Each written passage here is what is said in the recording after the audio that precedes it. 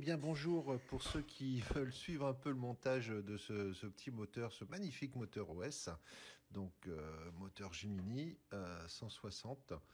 Donc tout est neuf comme vous pouvez le voir, on déballe ce magnifique Carter arrivé tout droit du Japon. Donc y a pas, c'est de la qualité OS, on voit très bien que tout est parfaitement usiné. C'est propre, rien à dire. Bon, si on met dans le bon sens, voilà, c'est encore mieux. FT 160. F pour Four Stroke et T pour Twin, il me semble, Twin de cylindre. Avec les roulements de Villebrequin et d'Arbracam qu'on est en train de déballer ici devant vous. Donc évidemment, certaines de ces pièces peuvent aller sur d'autres moteurs. Là, on voit par exemple sur le 120, c'est le même roulement qui équipe également ce moteur. Et puis, pour d'autres, là, on peut voir que le 50, 55, 70 ont également ce roulement. Donc, on voit qu'il y a une flasque de protection. Donc, ça, c'est celui qui sera juste derrière le plateau d'hélice. Bien, donc on va montrer un petit peu où vont toutes ces pièces. Donc, l'outil que je vais vous montrer, c'est là-bas. Donc, ça, c'est pour l'Arbracam. Donc là-bas, tout au fond, c'est celui qui va être peut-être le moins facile à positionner. Donc l'avant avec la flasque juste derrière le plateau d'hélice et celui-ci qui va venir juste derrière ce premier roulement. Donc on a un double roulement à l'avant. Donc une fois que le carter a été chauffé, on va aller avec le gant pour se protéger un petit peu, on va aller placer le roulement et puis essayer de le mettre en place tout doucement. Alors la musique qui revient.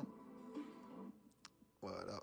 Et donc avec un petit support en bois. Voilà. Donc les roulements, ces trois roulements ont été positionnés à leur place respective. Donc tout va bien. Là, on va déballer notre beau Villebrequin dans sa belle boîte.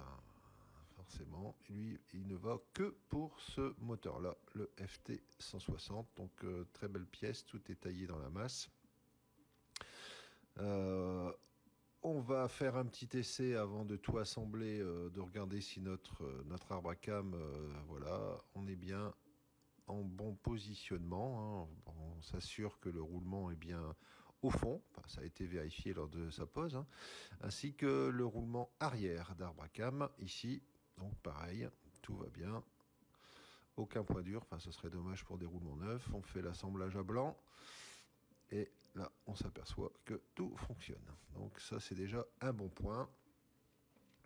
Alors, première étape, maintenant, on va aller mettre notre Villebrequin. On va bien huiler les parties. Ça, c'est pour le démontage, un démontage ultérieur. On va éviter que les pièces soient véritablement collées. Même là, si l'huile peut également coller.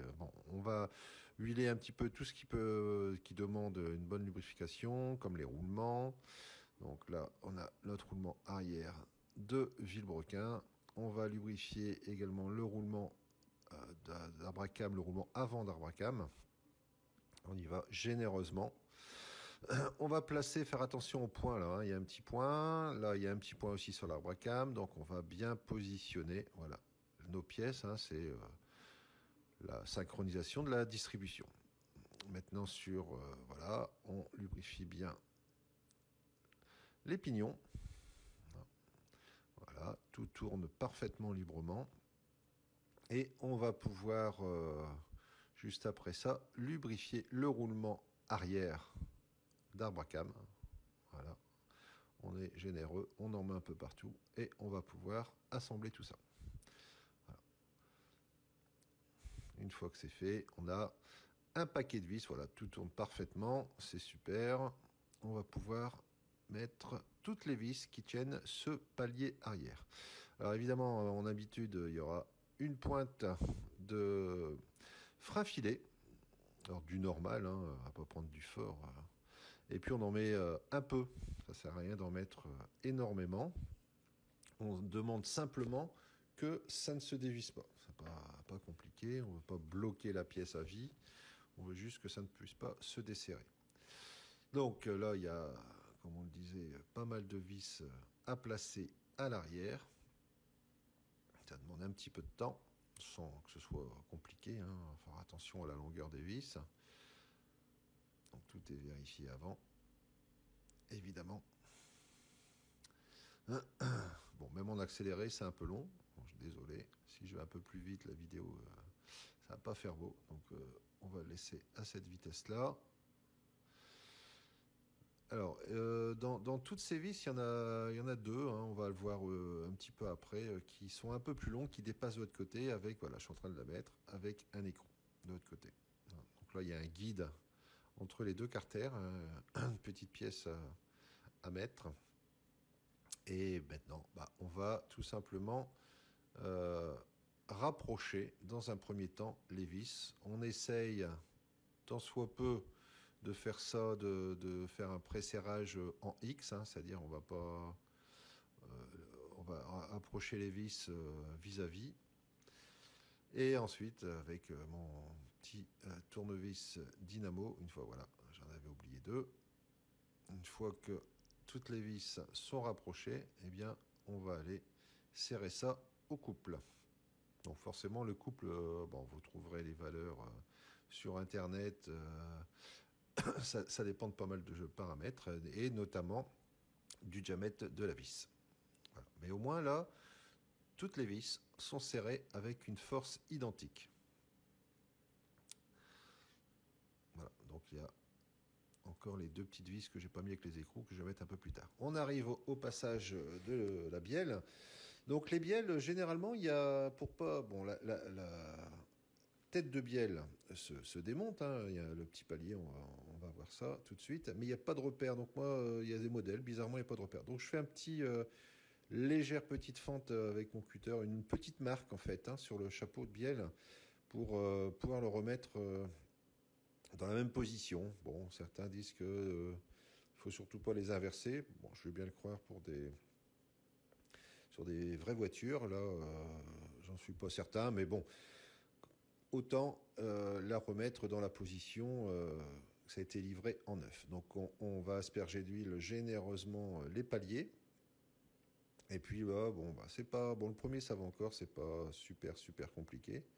Hein, on lubrifie également le menton de bielle.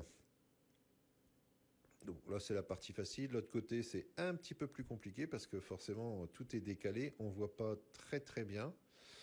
Mais bon, rien n'est impossible en mécanique, hein, on y arrive. Et on va serrer. Alors évidemment, j'ai mis du frein filet aussi sur ces petites vis. Il n'est pas question que ça se desserre en plein vol. Hein. Voilà, c'est la classe moteur assurée. Une fois qu'on a fait un côté, on va lubrifier. Extrêmement important. On lubrifie tout et on recommence avec la deuxième bielle qui, elle, est déjà prête ici. Donc, même chose.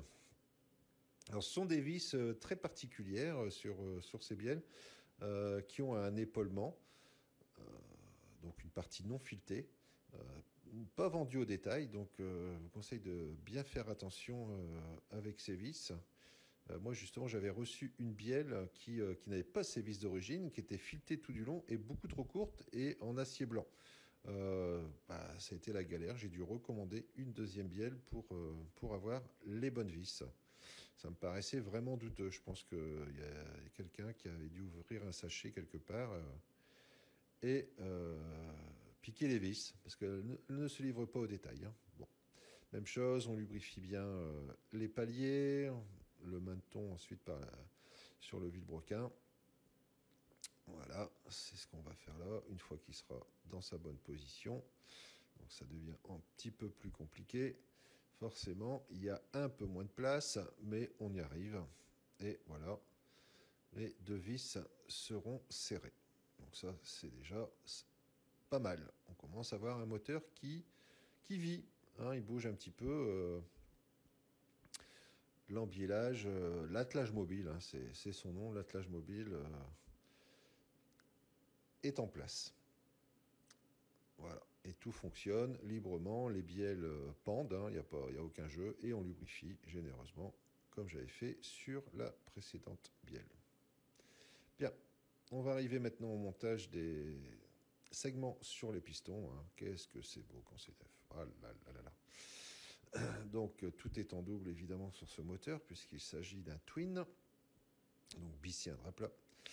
Alors ces pistons ne concernent pas que ce moteur-là, ils sont montés également sur d'autres moteurs de la gamme OS, donc avec un segment, voilà, qu'on retrouve ici.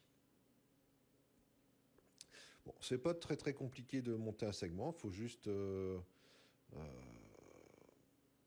être soigneux, on va dire, hein, pas vouloir aller plus vite que la musique. Donc, une toute petite astuce, hein. Enfin, moi, je fais ça avec le pouce. Ça fait plusieurs décennies que je monte des segments. Donc, voilà, je fais glisser tout doucement tout le tour. Voilà, c'est fait. Et on va préparer également le deuxième. Bon, ça, c'était la partie la plus facile. Enfin, la plus facile. Rien n'est compliqué, hein. Tant qu'on est minutieux, c'est facile. Alors, on va ajouter, bon, j'ai mis un petit peu, on a accéléré les pins. Alors, les pins, ce qu'il y a de bien, ce qu'on peut voir là-dessus, c'est que y a un embout téflon. Alors, les pins, hein, c'est l'axe de piston. Hein, pin, c'est le mot anglais. Donc, l'axe de piston, comme vous pourrez le voir, il est équipé à chaque extrémité d'un embout téflon, hein, qui permet de ne pas rayer la chemise. Hein, ça vient frotter dessus, et encore très très peu, il est un peu bombé. Donc là, on lubrifie bien, on met la bielle en face, on pousse, il n'y a rien de plus à faire. Donc c'est quand même vachement bien, c'est mieux que les clips. Hein. Certains pistons sont équipés de petits clips qui peuvent, si ça a été mal monté, se détacher. Et là, c'est encore une fois la casse moteur assurée. Une fois qu'on en a fait un, eh ben, on a pris nos habitudes, on a pris nos marques et on recommence. Et on fait ça sur le second. Donc toujours un petit peu d'huile dans le pied de bielle et sur le piston, là où va passer notre axe de piston. Voilà, tout est lubrifié. Voilà, il faut que ça glisse. Et on va pouvoir mettre notre piston, qui n'a pas de sens, hein, sur ce moteur-là.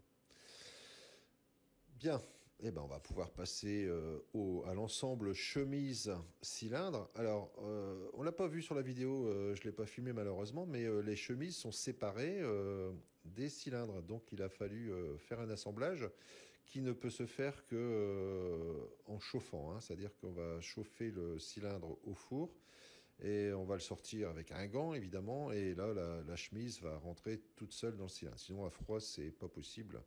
On va abîmer. Ça prend vraiment quelques minutes, c'est facile. Bien, une fois que c'est fait pour un cylindre, eh ben, on attaque le deuxième. On tartine d'huile, hein, évidemment.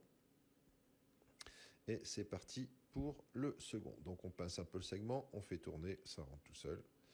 Voilà. Alors les cylindres ont un positionnement, je pense qu'il n'y aurait pas vraiment d'importance, mais il y a une petite marque qui se trouve vers le bas. Voilà, je la montre avec mon doigt. Voilà, ils sont tous les deux du bon côté. On procède à l'emboîtement, voilà, dans le bloc et ça y est, c'est parti. Ça commence à ressembler beaucoup à notre moteur. Oui, on sait, c'est très beau, mais c'est de l'OS, c'est normal, tout fonctionne.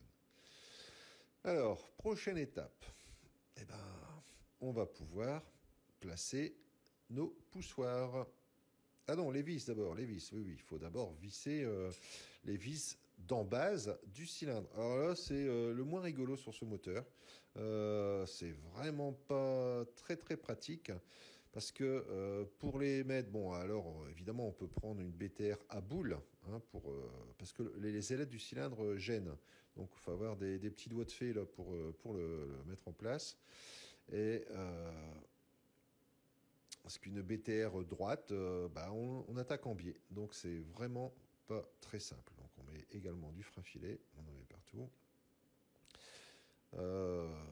Donc n'ayant... Là j'ai pas eu... Bon là je les approche avec ma BTR plate. Vous voyez que je suis un peu en biais, c'est pas pratique. Et ma BTR étant trop longue, on va la couper. Hein. On n'a pas le choix si on veut faire un vrai serrage. Bien. Maintenant, ça, tout est monté, serré, bloqué. On arrive au poussoir. Donc les petits poussoirs, c'est là-dessus que notre arbre à cames, enfin les cames d'arbre à cames vont venir pousser ces petites pièces, hein, les faire monter dans des petits guides qu'on va voir tout de suite, qui ensuite vont pousser les tiges de culbuteurs et ensuite les culbuteurs et ensuite les soupapes. Donc évidemment, il y a un sens, le côté plat, c'est vers la came. Tout ça doit être monté évidemment. Donc on s'assure qu'il n'y a aucun problème de planéité, que ça soit nickel, ça doit briller, évidemment. L'autre côté c'est creux parce qu'il y a la tige de culbuteur, voilà, c'est creux là, la tige de culbuteur qui va venir là-dedans. Bien, alors, comme à mon habitude, on va prendre de l'huile, on va lubrifier tout ça et on va, on peut pas plus simple, hein, il y a un trou, on met dedans du bon côté, tant qu'à faire, voilà. Et on répète l'opération sur les 4 poussoirs, puisque on a 4 soupapes, 2 par cylindre. Voilà. Il n'y a aucun effort à faire, ça va tout seul. Voilà. Une fois que c'est fait, on peut même s'assurer en bougeant l'arbre à came que tout fonctionne sans point dur. Et on répète l'opération une fois de plus de l'autre côté. Alors là, oui, j'ai montré un petit peu la culasse à côté, voir un petit peu ce que ça faisait. Voilà. Donc on voit un peu ce que ça va donner au final. Il manque encore les culbuteurs, voilà, les tubes enveloppes dans lesquels sont les tiges de culbuteurs. Voilà, ça va donner ça. Donc, les tiges, on les mettra plus tard, évidemment. Donc là, j'avais commencé ce petit système. Voilà, je maintiens tout entre les mains. Bon, c'est pas... Il y a une autre solution que je vais appliquer de l'autre côté, parce qu'il faut tout aligner, en fait, hein, alors que la culasse peut tourner. Ensuite, mettre les vis. Et puis, on les fait prendre simplement. Vous voyez, je prends le tournevis, hein, j'applique aucun effort. Donc, je suis un peu embêté. La culasse, elle tourne. Enfin, un peu embêté. Voilà, faut aligner. Hein. Voilà. J'arrive pas. Donc, avec une main et la caméra qui, évidemment, est entre le moteur et mes mains et mon visage, ça facilite pas la tâche. Mais évidemment, avec persévérance, on y arrive. Donc ce moteur est équipé, enfin cette culasse est équipée de 4 vis de fixation. Donc là j'en ai mis une, je m'assure, voilà, comme c'est pas encore assez serré, les tubes enveloppes ne tiennent pas bien, donc je fais une petite pression avec la main. Et on va pouvoir insérer les 3 autres vis, hein, toujours avec un petit peu de frein filet, jamais trop, un tout petit peu. Voilà, on va s'aider avec la BTR et on va pouvoir rapprocher tout ça. Alors toujours problème d'alignement, vous voyez que pour ça j'ai trouvé une autre solution qu'on va voir après. Hein, la culasse peut tourner pour l'instant, donc si je suis pas bien en face, je tombe pas dans les trous pour que la vis s'insère dans son filetage. Bon, là c'est bon, donc on passe à la 3e. Je pense que j'aurais peut-être pu mettre en accéléré ce passage-là. Enfin, vous aurez tout loisir d'avancer la vidéo si vous le souhaitez. Alors, petit problème de cadrage, mais on va quand même finir par voir ce que je fais.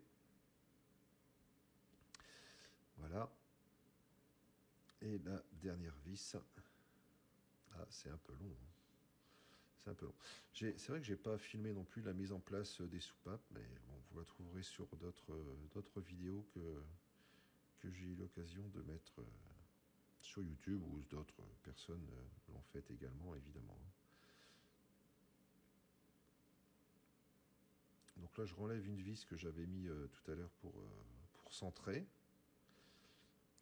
Donc sur laquelle je n'avais pas mis de frein filet. Donc là, voilà. Maintenant, les 4 vis sont rapprochées. Voilà, hein. Je ne serre pas, je fais que rapprocher. Et maintenant, avec le tournevis dynamo, voilà, et on resserre tout. Alors, on arrive de l'autre côté. Voilà, je ne les ai pas encore mis. Nos poussoirs, même principe que sur la face opposée. Tout est huilé, évidemment.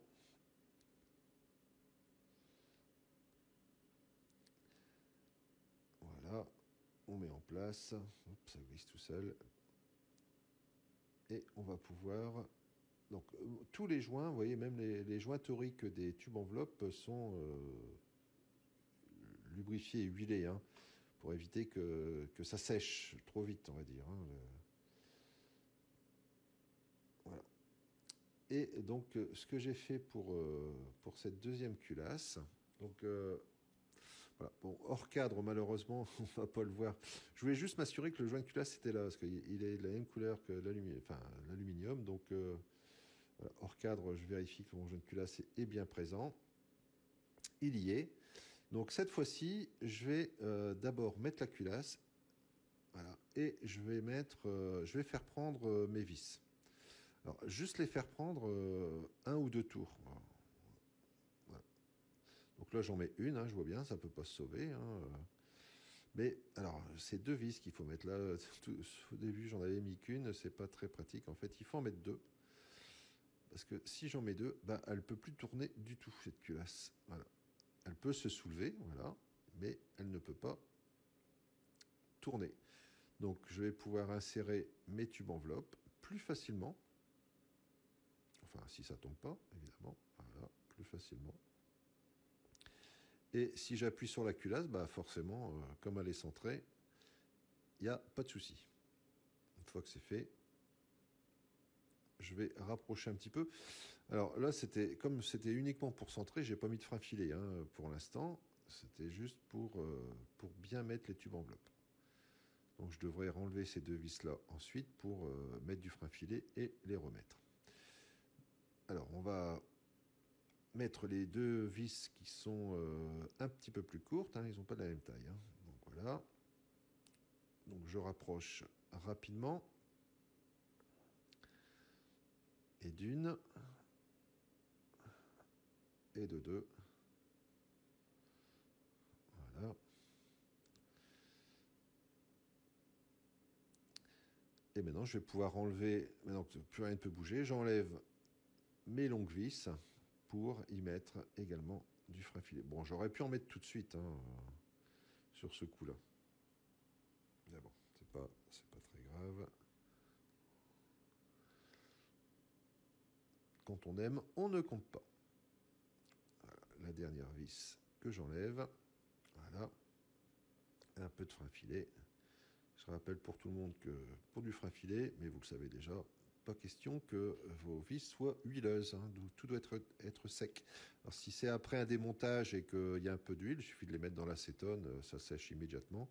Et ensuite, on peut mettre du frein filet. Et même chose dans le filet qui se trouve dans le cylindre, par exemple, ici, hein. Voilà, tout est rapproché et serré. Donc maintenant, il va falloir mettre les tiges de culbuteur. Donc j'enlève la petite rampe. J'en profite tout de suite pour aller mettre de l'huile dans mes tubes enveloppes. Bon, ils sont étanches puisqu'il y a des joints toriques. Voilà, on met de l'huile et on va pouvoir ouvrir la petite pochette avec les tiges de culbuteur qui, comme on peut le voir, sont faits pour d'autres moteurs également, pas que pour celui-là. Voilà, et d'une et de deux. Et maintenant, on va remettre la petite rampe de culbuteur avec sa vis unique, sans oublier d'y mettre également un peu de frein filet, hein, tout vibre, donc ça ne doit pas se desserrer.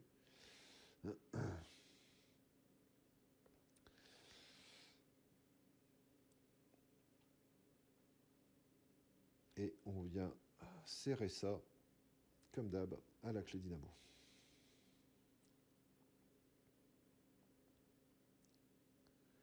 On rapproche à la BTR, voilà, et on serre à la clé au tournevis dynamo. Clac, voilà, ça c'est fait. Parfait, on a compris pour le côté là. Il ne reste plus qu'à faire l'opposé. Donc là, on est sur le cylindre de droite, hein. Donc, cylindre de droite, on dépose, on huile.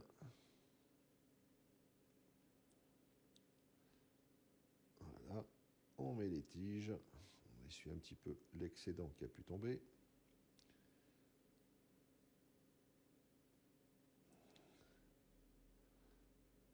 Voilà. On va mettre un peu de frein filet Alors tout ça, pas simple, la caméra elle gêne un petit peu, hein, vous en doutez bien. Ça serait beaucoup plus facile et rapide d'avoir ça sous son nez. Bon là, c'est pas le cas. Ah, il y a un cubiteur qui est pas bien en place, il me gêne et je le vois pas. Voilà. On rapproche. On regarde que tout est libre, hein, qu'il n'y a rien, aucun blocage. On rapproche de nouveau la vis de la rampe au tournevis. Et ensuite, on vient bloquer ça, donc on s'assure, hein, ok, aucun problème nulle part. Au tournevis, dynamo. Clac, voilà, ça c'est fait. Bien. Là, maintenant, non seulement ça ressemble à un moteur, mais en plus un moteur 4 temps. Alors, ah, donc là, on arrive au réglage des culbuteurs. Donc voilà, on va faire un petit alignement pour dire que ça soit libre. Alors, OS nous livre des petites cales avec. Moi, j'ai pris mon jeu de cales en même temps. J'ai pris une cale de 8 centièmes. Eux nous livrent une cale de 1 dixième et l'autre, alors je vois pas ce qui est écrit, je sais plus, ça va être une 0,5, hein, donc ça doit être entre les deux, 0,4, voilà, 4 centièmes. Donc eux disent mini 4 centièmes, maxi 1 dixième. Et ben moi, j'en veux pas. Moi je mettrais, faut pas que 8 ça passe quoi. Donc 4 faut que ça passe et 8 faut pas que ça passe. Donc je serai entre 4 et 8 finalement, hein. Donc voilà. Alors c'est jamais très simple et un peu stressant. Pourquoi stressant? Parce que les vis sont quand même toutes petites. Donc bon là j'ai dévissé le contre-écrou, je rapproche un petit peu avec ma petite cale de 4 centièmes. Et une fois on a réglé, donc je ferai la même chose de l'autre côté, une fois qu'on a réglé, il va falloir bloquer ça, bloquer le contre-écrou. Et c'est ça que j'aime pas trop faire sur ces petits moteurs-là. Parce que faut pas que ça, si vous serrez un peu trop, comme c'est tout petit, l'écrou casse, la petite vis casse. Donc il faut toujours en avoir un petit peu en stock. Moi j'en ai, bon ça m'est arrivé qu'une fois, mais du coup ça fait un petit peu flipper quoi. Si on casse cette vis, on perd un petit peu de temps, c'est chiant quoi. Voilà. Donc l'idée c'est de ne pas être plus petit que 4 centièmes. Voilà. Alors c'est pas évident à filmer, et là encore une fois, toujours à distance, c'est pas simple. Donc j'ai évidemment, vous imaginez bien que j'ai vérifié ça après hors caméra, mais c'est pour déjà vous montrer. Donc là en plus, on voit que ça fonctionne du coup, hein, voilà. L'ouverture et la fermeture de chaque soupape, je remets dans la bonne position pour avoir le jeu maxi, on va dire, hein. C'est-à-dire que je ne suis pas en appui sur mes cams de l'arbacam. Et on vérifie bien que le 0,4 passe et on vérifie que la 8 centième ne passe pas. Et si c'est pas le cas, c'est pas bon. Là, c'est pas bon, ça passait.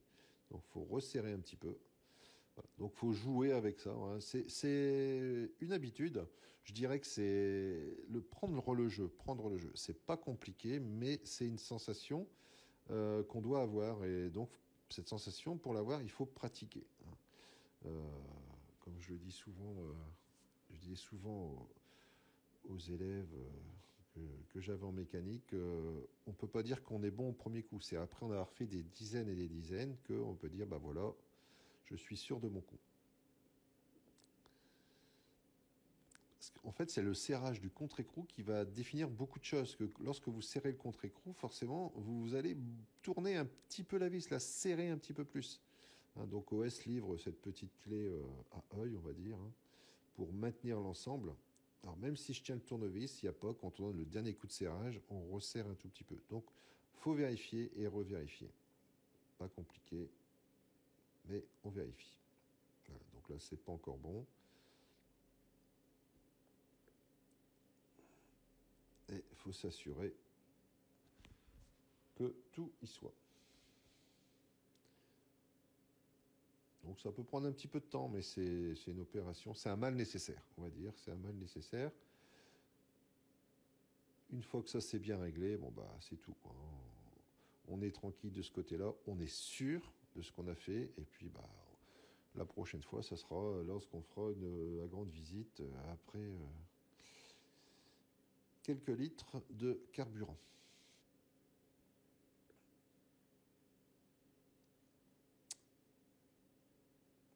Alors si je l'ai laissé un peu traîner en longueur, c'est pour bien montrer qu'il ne faut pas s'énerver. Il faut prendre son temps, être sûr de soi. Voilà.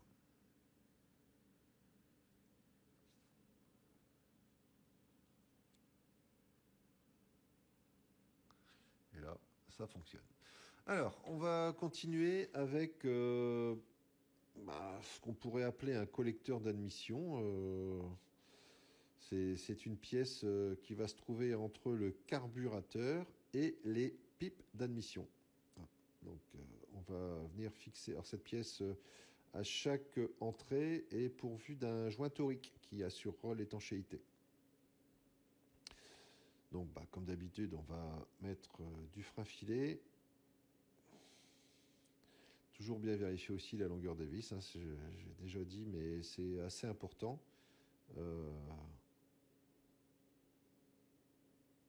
C'était justement comme ça je me suis rendu compte pour la bielle que j'avais reçue avec une vis qui n'était pas sans épaulement et surtout trop courte, quoi. Donc c'était pas bon. Voilà, une fois que c'est serré, on bloque au tournevis dynamo et voilà, une pièce supplémentaire. Alors, ce que j'ouvre là, ce sont des cabochons d'étanchéité qui seront entre les pipes d'admission et ce collecteur d'admission. Donc là, maintenant, on va ouvrir voilà, nos pipes d'admission. Donc R pour white, donc ça c'est pour le cylindre droit. Enfin, on ne peut pas trop se tromper, évidemment. Vous verrez tout de suite que si vous êtes du mauvais côté, ça n'aura pas le bon angle, on va dire. Donc c'est livré avec... on a le petit tube, on va retrouver l'écrou de serrage, une rondelle d'étanchéité à mettre côté cylindre, et puis il faudra mettre le manchon également. Donc voilà, là, je vous montre que évidemment il n'y a qu'une possibilité, on ne peut pas se tromper. Voilà. Donc c'est comme ça que ça viendra. C'est pas simple, je suis désolé pour le cadrage. C'est pas évident du tout de faire ça les bras tendus avec un téléphone qui nous gêne. Bien. Donc on va mettre en place l'écrou. Voilà. L'écrou équipé du joint, surtout aussi pour étanchéité, qu'on mettra après. Hein. Pour l'instant, on va faire coulisser l'écrou tout du long. Alors, on va mettre un petit peu d'huile sur les joints toriques. Pour pas blesser le joint torique lorsqu'on va... voilà, là je fais un essai à blanc, voilà, pour voir si ça rentre bien. Je mets le cabochon étanchéité. Ah oui, non, il ne faut pas mettre le cabochon étanchéité. Il faut d'abord mettre l'écrou de serrage et ensuite le cabochon. Voilà. Là, on rentre bien, on sent que c'est étanche. On met cette espèce de cache-poussière, le cabochon. On met le petit joint à étanchéité. Voilà. On essaye de faire entrer ça sans forcer à la main. Il faut vraiment que ça soit tout simple. Et là, on a un côté qui est mis. Et on répète l'opération une fois de plus à droite. Bon, ce qu'il y a de bien, c'est que pour le deuxième, souvent, ça va plus vite. Donc, alors, le tube d'admission, son écrou et sa rondelle. Voilà, qu'on ouvre dans les petits sachets. Là, j'ai mis un petit peu plus en accéléré. On fait passer l'écrou. On fait passer le cabochon par poussière. Étanchéité. On avait mis l'huile, donc on vient mettre ça. On met le petit joint en place. Voilà, on centre bien. Et on vient mettre son écrou. Voilà. que je bloquerai un peu plus tard. On s'assure que les cabochons sont bien en place. Hein, voilà. Et là, maintenant, c'est fait pour l'admission. On passe, toujours dans l'admission, au carburateur. Et son petit clapet pour le démarrage à froid. Hein, c'est ce que ça s'appelle un volet de départ. Hein, tout le monde appelle ça un starter. Et en fait, en carburation, il y a deux choses. On peut faire deux choses. Il y a soit un volet de départ, soit un starter. Les deux ont pour but d'amener plus d'essence pour le démarrage à froid. Donc, pour amener plus d'essence, on peut soit boucher l'air, hein, c'est ce qui est fait avec ce système. Il y a une petite plaque qui vient boucher l'arrivée d'air. Donc, forcément, lorsque le moteur aspire, s'il ne peut pas prendre d'air, il prend que de l'essence. Donc, on aspire plus d'essence. Et l'autre système s'appelle un starter. Et le starter, lui, on trouve ça, par exemple, pour ceux qui font un peu de moto, il y a une espèce de petite tirette sur le carburateur. C'est marqué choc dessus d'ailleurs. Hein. On vient tirer dessus et quand on tire dessus, vous pouvez regarder partout. Hein, il n'y a pas de volet de départ à froid.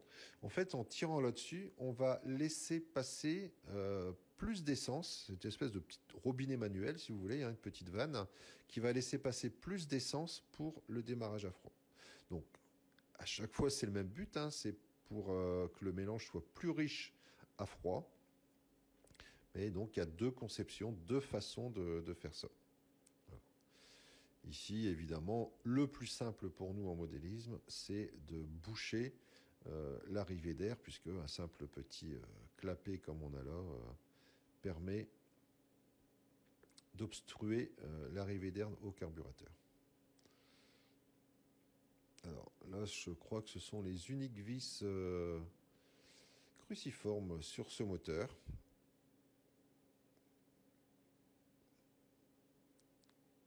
Voilà, c'est serré. On va vérifier que voilà, le petit clapet vient bien pile poil en face. Hein, donc ça, c'est fait. Notre boisseau tourne bien, librement. Vous voyez, si je fais la vidéo un peu trop vite, ça saccade un petit peu, c'est moins beau. Donc, on va pouvoir continuer avec nos échappements. Nos échappements qui étaient en rupture de stock au Japon, ça a été un petit peu plus long à avoir. Qui sont destinés que pour ce modèle-là. Alors c'est un modèle qui est encore en production, hein, c'est pas parce qu'il y a certains modèles OS qui ne sont plus en vente. Celui-là est encore en production. Bien, alors toujours le même principe, hein, on a notre petit écrou, notre petit joint, voilà, qu'on vient placer, qui ressemble à un joint de bougie. Hein. Et ensuite, on vient tout simplement serrer ces écrous. Je ne les bloque pas pour l'instant, de toute façon ça sera démonté pour un peu plus tard. Je mets simplement l'écrou contre, pour dire que ça ne tourne pas dans le vide. Voilà. Ça le fait. Et on passe au cylindre de droite. Alors c'est la même référence droite et gauche, là. Il n'y a pas de différence. Toujours le petit joint. Et ensuite, on vient serrer cet écrou de maintien. Voilà. Bon, ça le fait là, hein. C'est quand même pas mal. Alors, encore une petite chose à mettre. Dans le bas du carter, vous voyez qu'il y a un petit trou. Hein. C'est la mise à l'air libre du carter, du bas moteur.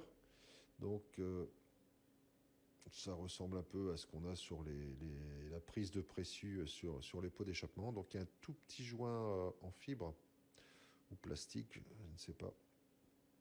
Je pense plutôt à du plastique.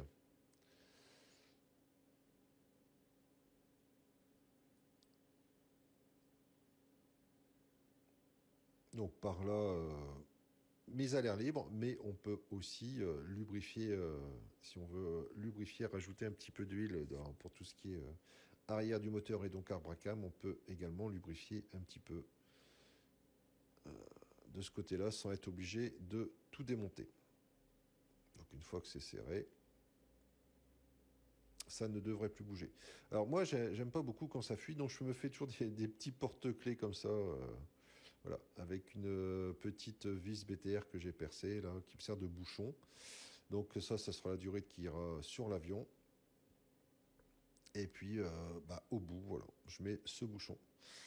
Et bon, ça pend sous l'avion, et donc c'est comme les petits flags qu'on met. Hein, quand je vois ça sur le terrain, je l'enlève, et déjà ça évite aussi d'avoir un peu d'huile pendant le transport ou au stockage. Alors reste la partie avant, donc une rondelle qui va venir ici sur le vilebrequin. Et ensuite, on va pouvoir mettre la clavette, qui a un sens, évidemment.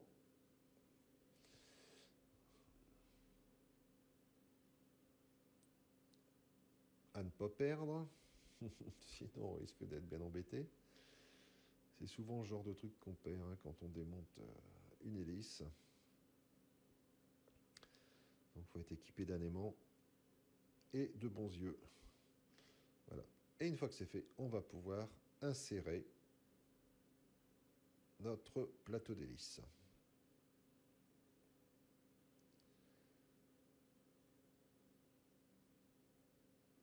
Qui est en une espèce de fibre sur ce moteur là. Il n'est pas métallique. Il y a une espèce de fibre. Et puis bon, je vais pas mettre d'hélice tout de suite, mais on va y mettre l'écrou de serrage avec ces deux rondelles. Voilà.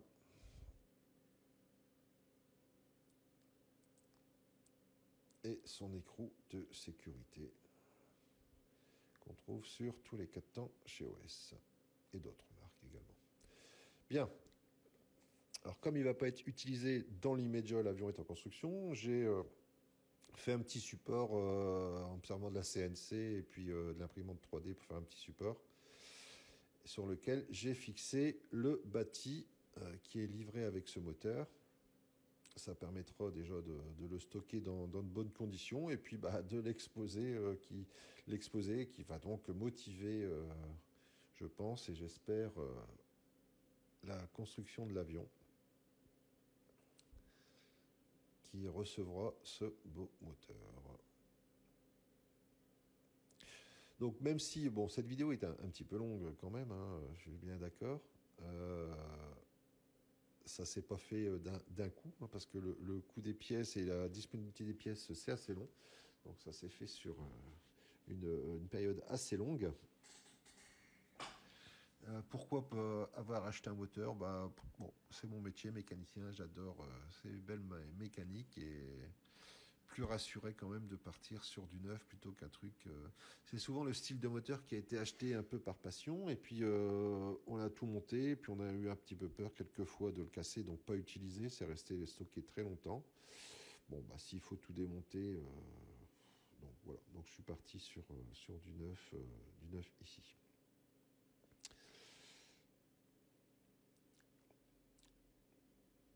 Et le fait de l'avoir pris en pièces détachées et pas complet, figurez-vous que tout dépend où on trouve les pièces, mais c'est moins cher que le neuf. En tout cas, moi, ça m'a coûté moins cher que le neuf.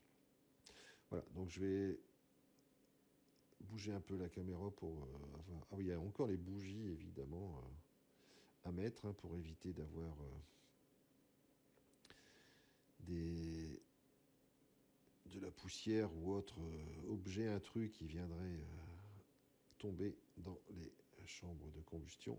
Donc on va mettre les bougies en place. Voilà. Bien sûr, on pourrait me dire, mais pourquoi ne pas mettre un allumage pour le faire fonctionner à l'essence, un allumage à étincelle? Oui, c'est une option peut-être qui viendra par la suite, pourquoi pas. Je suis très attaché au glue, ça déjà, d'une sorte. Évidemment, le seul truc qui me retient pour le glue, il y a le prix, évidemment, et puis l'huile sur l'avion. C'est vrai que c'est vraiment pas rigolo. Par contre, bon, le carburant, le faire fonctionner à l'essence, bon, il y a un coût assez important pour la transformation. Enfin, je trouve il est pas justifié, quoi. Il n'est pas justifié. C'est de l'essence, donc ça s'enflamme très facilement, ça sent pas très bon. Bon, ça fait du poids pour l'avion, en plus, tous les modules. Donc, bah, on verra. Ça reste une option. Je dis pourquoi pas, mais pour l'instant, c'est une option. Ah, on a mis la clé du mauvais sens. On retourne, voilà. Et hop, un petit serrage.